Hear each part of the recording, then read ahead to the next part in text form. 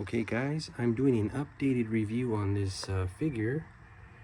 The last review I did on this, the color was just washed out. I was not happy with the video quality at all. It was 1080p as well. This is 4K. And also, the reason I'm doing it over is the lighting is a lot better in my glass cabinet. I should have did this before. I might have to do a few more figure reviews with this lighting. This is the best lighting I can find.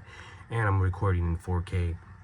So here it goes. This is Arnie Kim's handmade Enter the Dragon from 2003. In my opinion, his 2003 sculpts were the best. I just see the passion in his sculpts during that time when he just started making 1/6 scale figures, and it just, I don't see the sculpts now better than this. That is just dead on Bruce. What's cool about this is Arnie made 30 pieces.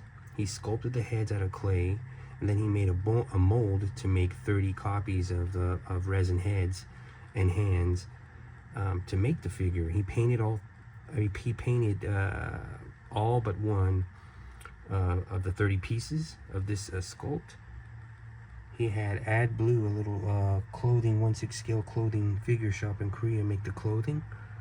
I've got the original brown AdBlue outfit as well. But what's special about this one, it's a prototype, so there's only one in the world of this head sculpture painted by JC Hong, who is now the prototype painter at Hot Toys. And he did an amazing job on the paint. I mean, the sculpt is already beautiful, dead on. I mean, you can see the chiseled face and Bruce, the jawline, everything. But I mean, the paint job is just out of this world. I don't know how a person can paint 1/6 scale that good, but I mean, you can see the blemish, and this lighting is much better than my previous video. You can see all the detail on this. The other video was a bit washed out, like there was no color. It was like very pale. So I did find this cabinet, the glass cabinet with the halogen lights, actually project much better lighting. The paint jobs pick up better color with this. Look at the side view of that. I mean, that is dead on Bruce Lee. I'm not into buying all these China XH stuff and the Hot Toy stuff, all the stuff that's non-Arnie Kim. It's just the quality of the sculpt, the lightness is just not there. JC painted his signature on the neck. He did this with a lot of the figures. Some of them he didn't. And he was doing this around the time before he worked for Hot Toys. He was just, it was like a hobby in Korea. He would just do figure repaints. And I was lucky enough to get one of these from the time when he was doing commissions, doing repaints in Korea. Now you can, message him and offer all kinds of money, and he won't paint for you. He makes good money, and he's too busy. So yeah. And here's the box. I really love these old original boxes before all the mass production stuff started. It just has a real cool look to it. It looks like a piece of art. It doesn't look like a mass-produced toy.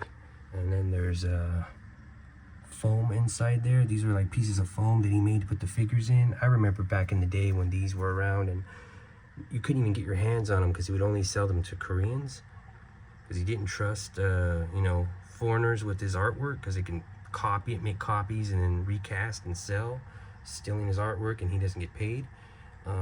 What also I like about the handmade ones is not only the sculpt and the paint jobs tend to be better than the mass-produced stuff by Enter Bay, but if you look at the neck, it's connected to the head all one piece. It's not like the head, it has that line underneath that just looks funny, and the neck is like too long. This is like more realistic looking.